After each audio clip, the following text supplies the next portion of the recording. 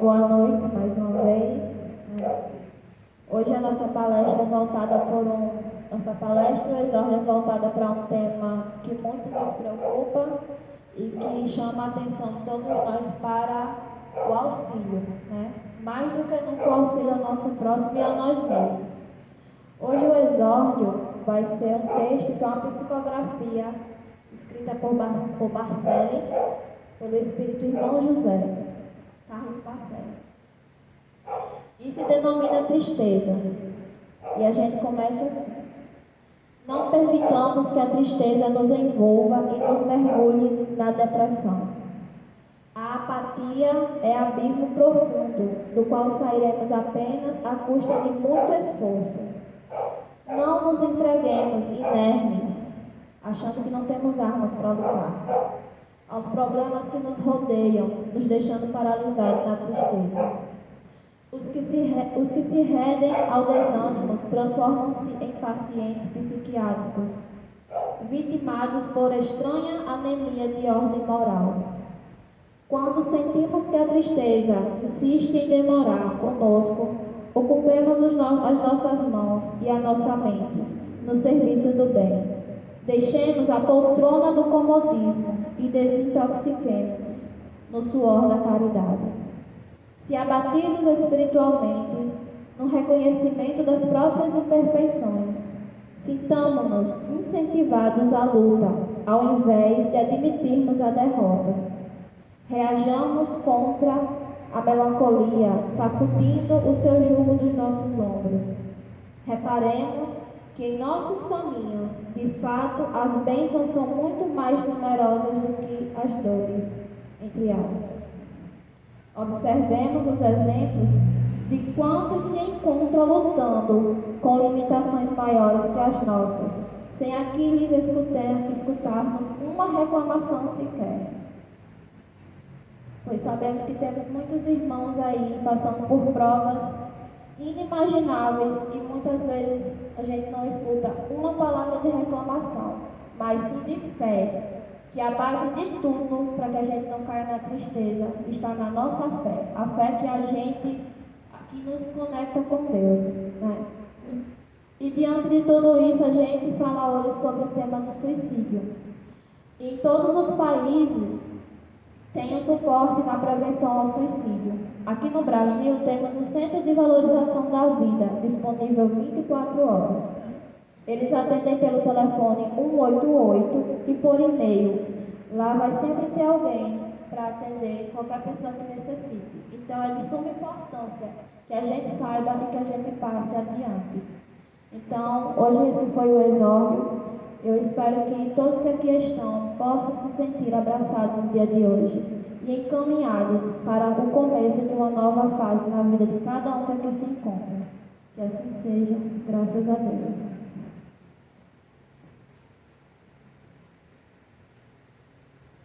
Boa noite, meus irmãos. Que a glória de Cristo esteja entre nós. Nosso tema hoje é o tema livre, escolhido o suicídio. Vamos falar da valorização da vida, que é o mais importante.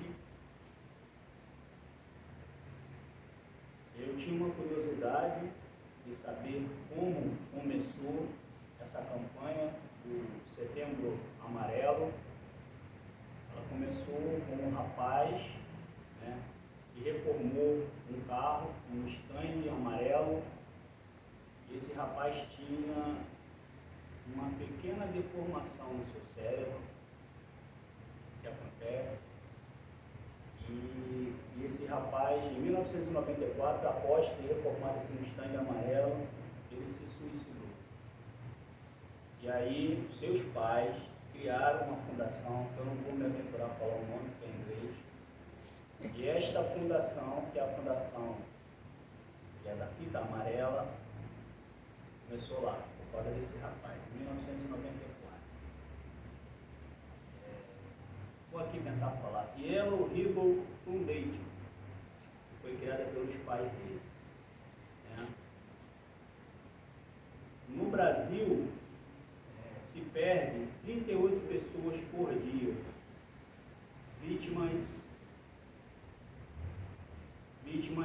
do suicídio. jovem de 17 anos,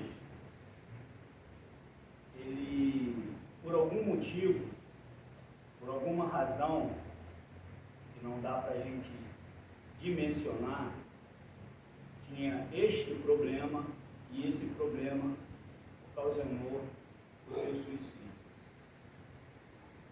E aí, se fala muito no suicídio, que as pessoas que cometem o suicídio, que elas estarão do outro lado sofrendo. Na realidade, não é bem assim.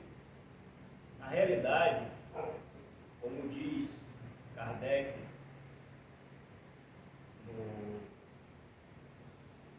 no Evangelho,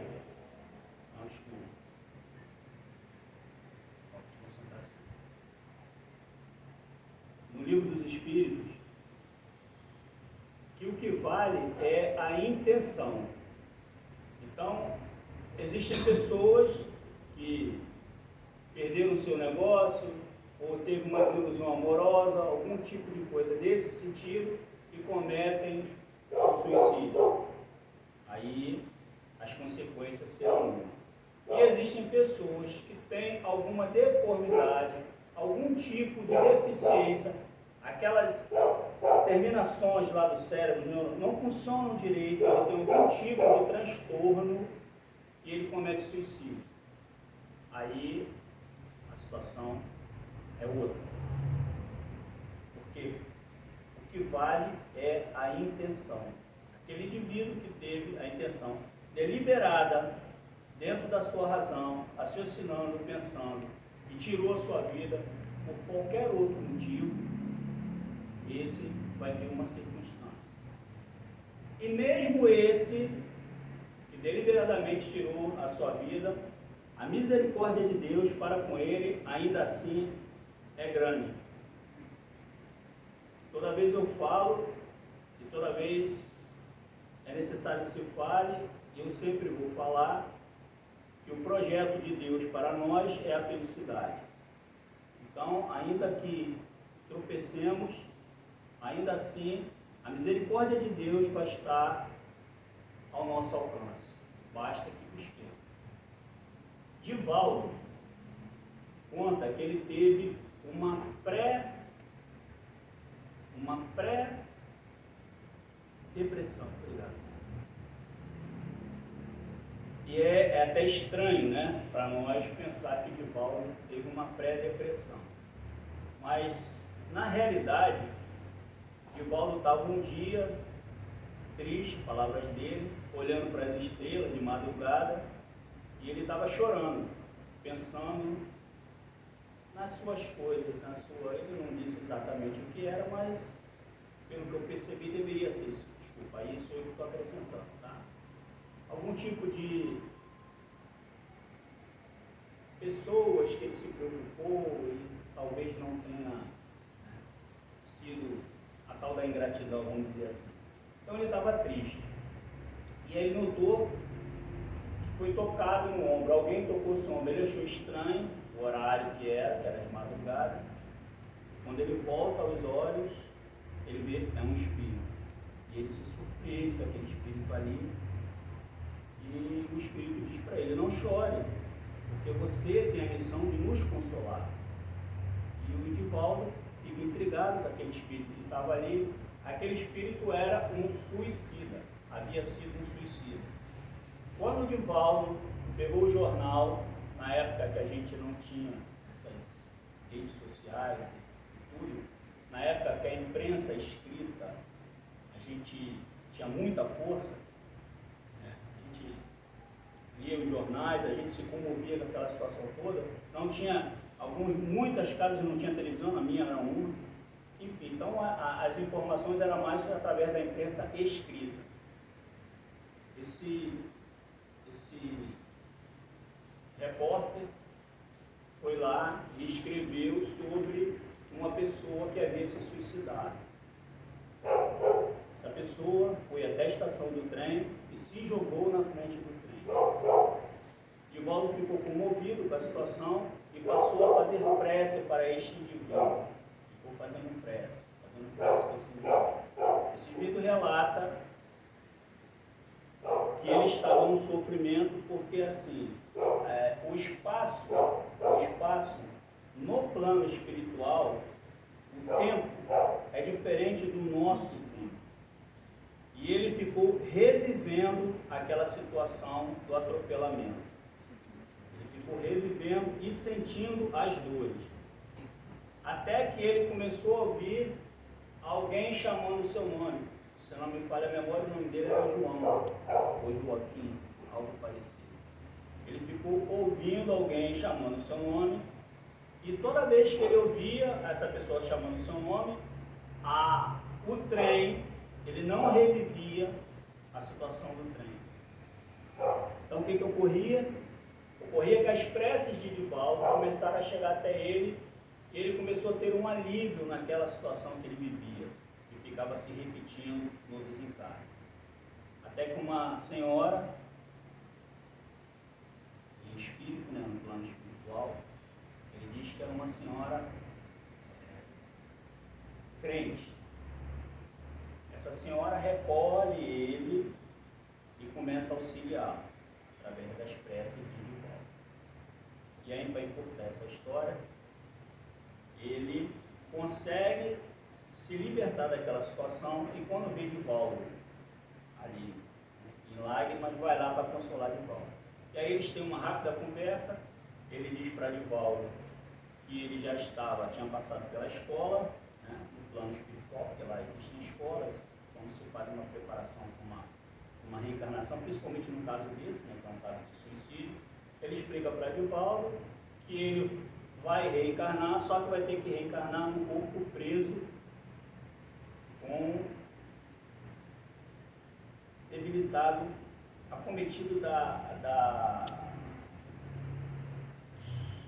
paralisia, certo? Ele vai para um corpo no qual ele vai ser paraplégico, e ali ele vai ter que, ao tempo que ele interrompeu, ele vai ter que completar esse tempo na Terra, que seria o tempo normal que ele deveria desencarnar. Ele vai completar esse tempo nesse corpo.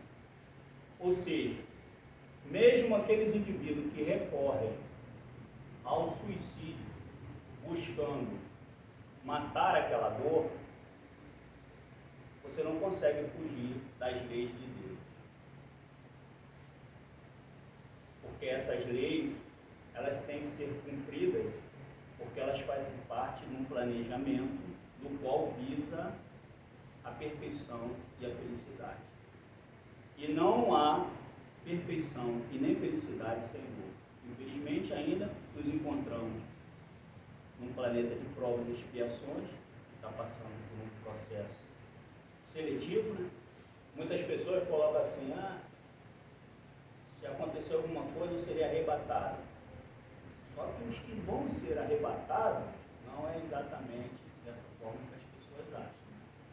São arrebatados, convidados para se retirar para aquilo que está de acordo com as suas conquistas, né? Com aquilo que eles trazem no perispírito, que é onde você não consegue fugir. Dando sequência, nossa. Bom, a questão da depressão, ela começa com uma tristeza. E essa tristeza, que muitas das vezes para nós é normal, a gente trabalha com tristeza, a gente vai para casa, come, bebe, faz as coisas com tristeza. Só que esta tristeza, a constância dessa tristeza, ela pode ocasionar uma depressão. E o grande problema da depressão é que você começa a perder controle da sua encarnação. O livre-arbítrio, o livre-agir de cada um de nós dá uma responsabilidade maior. Por quê? Porque você não pode fugir das suas obrigações. E mesmo aquele indivíduo que acha que tudo aquilo que ele tem que fazer hoje, que ele pode deixar para amanhã, esse amanhã, uma hora, vai chegar e vai ser cobrado. E, em geral, as pessoas que se encontram em depressão é que, de alguma forma, elas não conseguem aceitar o corpo que tem, a vida que tem, o trabalho que tem. O meu chefe é muito chato, a minha professora é muito rígida, meu corpo não está de acordo com aquilo que eu gostaria, a minha condição social não é a que eu gostaria, os meus pais são muito severos. Todo esse contexto de desobediência, todo esse contexto de rebeldia vai levando a uma depressão. Podem ter certeza que a falta de fé é o principal motivo daquelas pessoas que querem abandonar seu corpo antes do tempo. Querem matar uma dor que é como você tem uma dor de cabeça. Aquela dor de cabeça ali é o sinal que alguma outra coisa no seu corpo não está legal. Você tem uma disenteria. Aquela disenteria é para dizer que alguma outra coisa no seu corpo não está legal. Então, quando você começa a se incomodar com muitas coisas, principalmente aquelas que te colocam algum tipo de regra, parâmetro, aquelas paredes, podem ter certeza que você está caminhando para a desobediência encarnatória. E esse caminho não é um caminho bom de se seguir. Porque se fosse bom, não teria relato do outro lado das pessoas que acabaram abandonando o corpo antes do tempo. Os relatos seriam felizes, mas não é. Os relatos não são felizes. Ainda que a misericórdia de Deus, a bondade, seja imensa, a desobediência causa esse tipo de transtorno. Aquele indivíduo que deseja caminhar caminho seguro, ele procura o quê? Se você vai por uma rua e aquela rua está escura e você não consegue identificar uma viva alma, a tendência é que você tenha medo. Não é assim? Não é isso? E quando você começa a se isolar de todo mundo, porque só você tem razão. Quando você começa a achar que todas as regras só são as suas, as outras regras não servem para nada. É o mesmo que caminhar sozinho? Deus nos afasta, nós nos afastamos de Deus ou Deus fica distante de nós?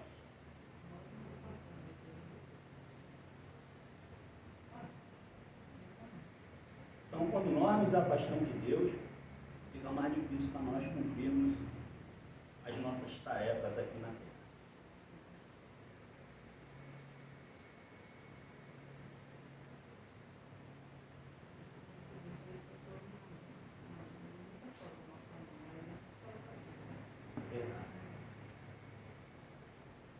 E nos momentos mais difíceis, uma das formas mais fáceis de fortalecermos a nossa fé é pensarmos no nosso guia e modelo, que é Jesus Cristo. E tem uma passagem que eu acho muito interessante de Jesus, é quando ele repreende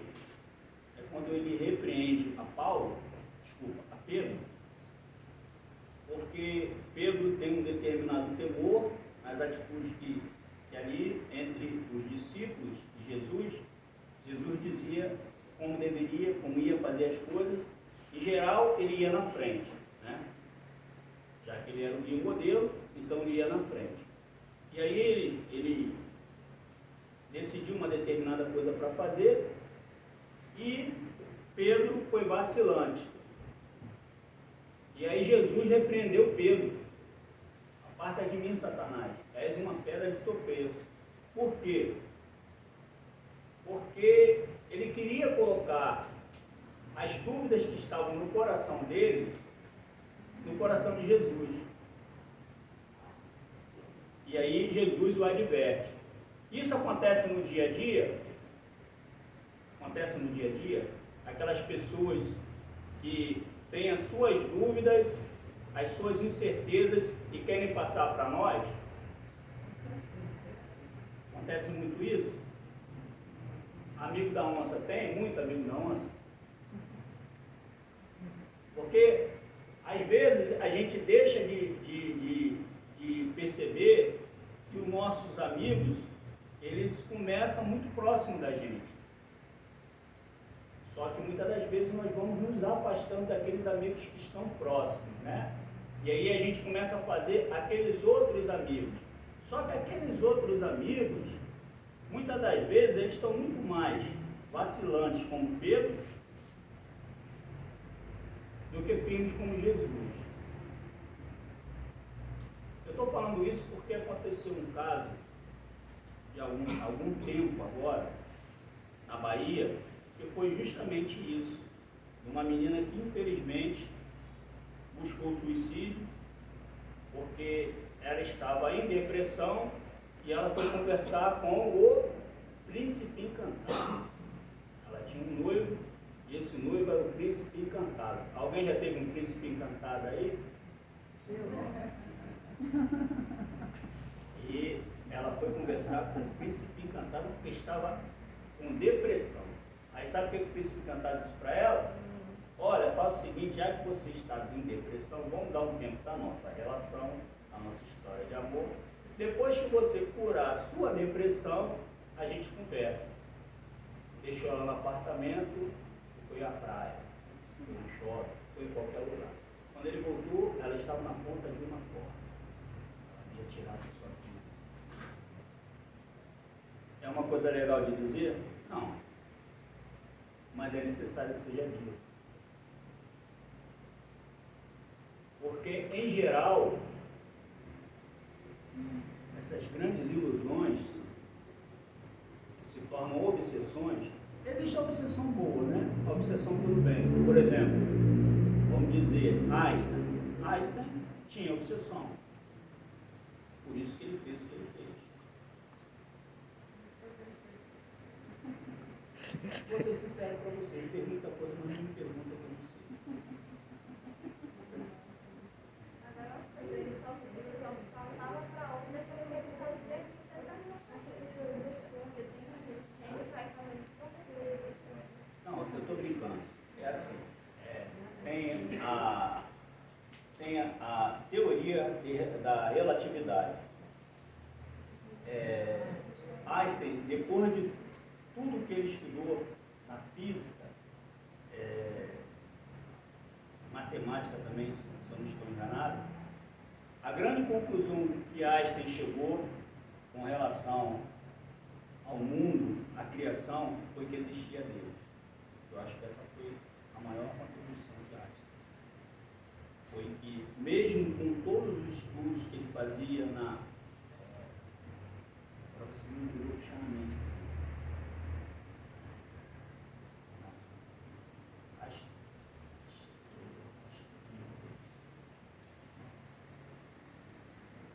Mesmo com o estudo que ele fazia das estrelas, do universo, do universo, e as formas que ele criou, e tentando buscar a comprovação, ele chegou ao entendimento que havia uma inteligência superior e que essa inteligência era Deus.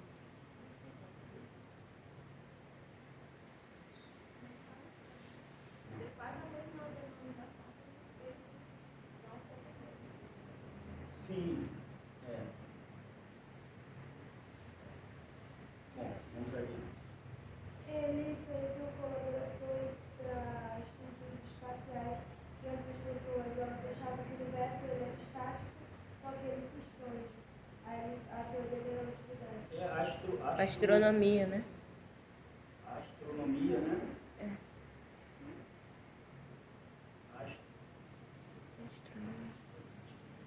Bom, vamos adiante. E aí, vamos falar agora de uma situação também atual, que é semelhante, que é a questão do aborto.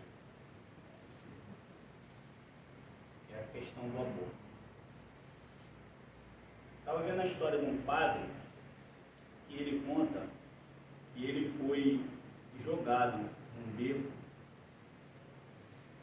aos 7 meses. Parece que foi um aborto mal sucedido e bem sucedido para a vida. E esse padre, ele conta a história que ele foi jogado nesse beco, e desse beco ele foi resgatado, e dali ele começou a sua vida, foi adotado por algumas pessoas, entrou no seminário e tornou-se padre. Ele estava dando testemunho a favor da vida.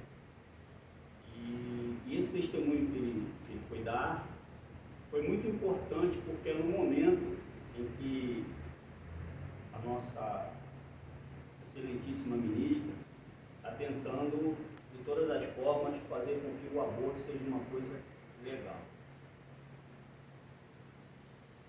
Se o suicídio é um atentado muito grande contra as leis de Deus, o aborto também é. E existem ainda situações piores, que são meninas que tentam abortar e acabam desencarnando no aborto. Então, infelizmente, há essa relação entre aborto e suicídio. Mas isso acontece num lugar distante. Sabe onde é? Do outro lado da rua, nas periferias, nos lugares, nas favelas.